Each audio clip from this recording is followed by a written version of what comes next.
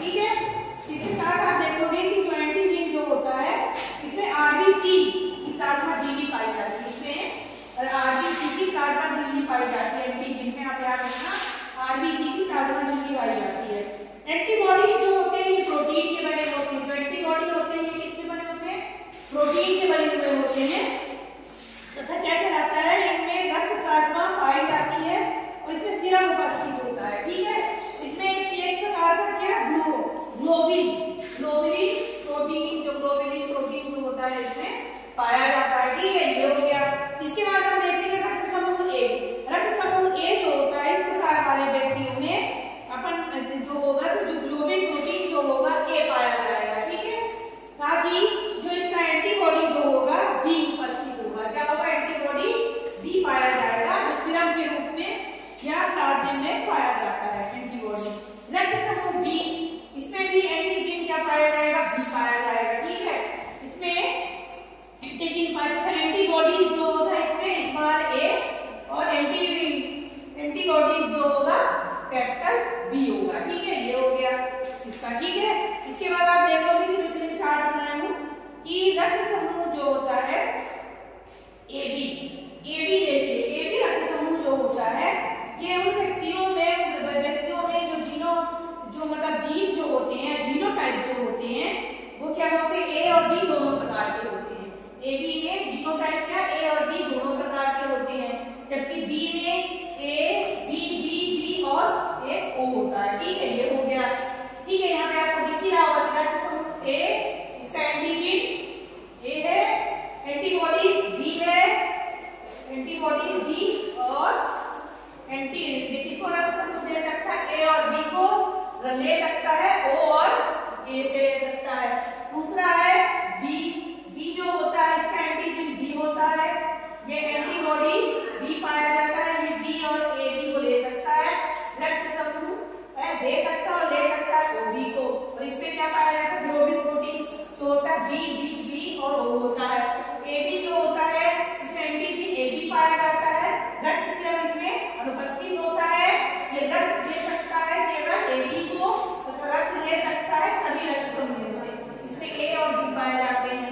वो जो होता है इनमें भी एंटीजन जीरो कुछ नहीं होता है।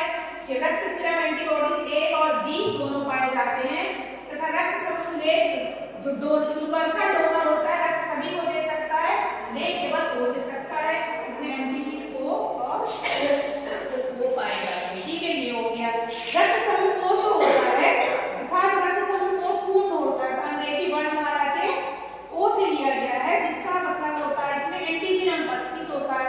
एंटीजन अनुपस्थित होने के कारण ये एंटीजन ए और बी दोनों। ठीक है, तो ये हो गया। इसके बाद आप देखोगे कि रक्त समूहों में रक्त समूहों का अत्यधिक महत्व होता है, क्योंकि रक्त की कमी जब हो जाती है तो मनुष्य में क्या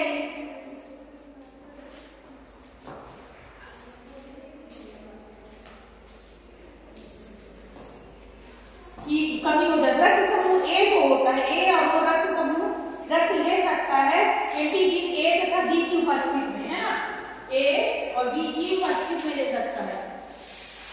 ठीक है। इसके बाद हो गया रक्त समूह ए ग्राही, रक्त समूह बी अथवा ए बी रक्तदान किया जा सकता है।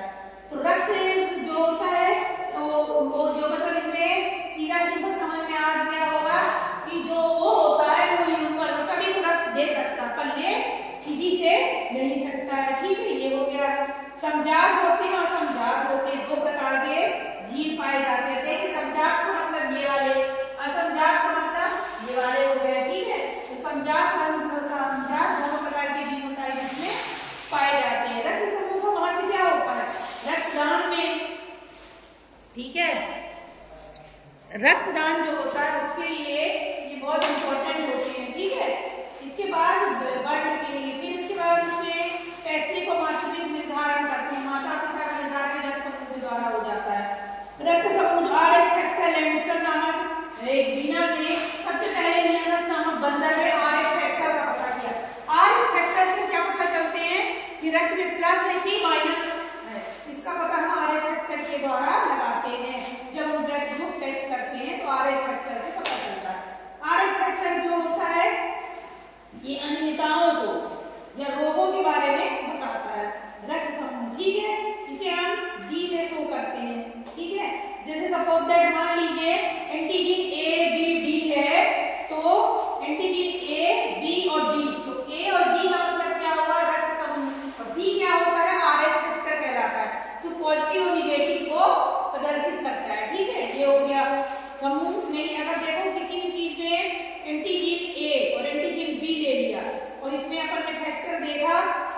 दिया अपन को प्लस, तो मतलब इसमें RH फैक्टर प्लस है माइनस। तो ये याद रखना, एंटीजन A और B लेके साथ उसमें D भी लिया जाता है जो RH कहलाता है, और ये क्या प्लस और पॉजिटिव और निगेटिव को प्रदर्शित करता है। ठीक है, तो ये आपके प्रैक्टिकल में भी है, थ्योरी में भी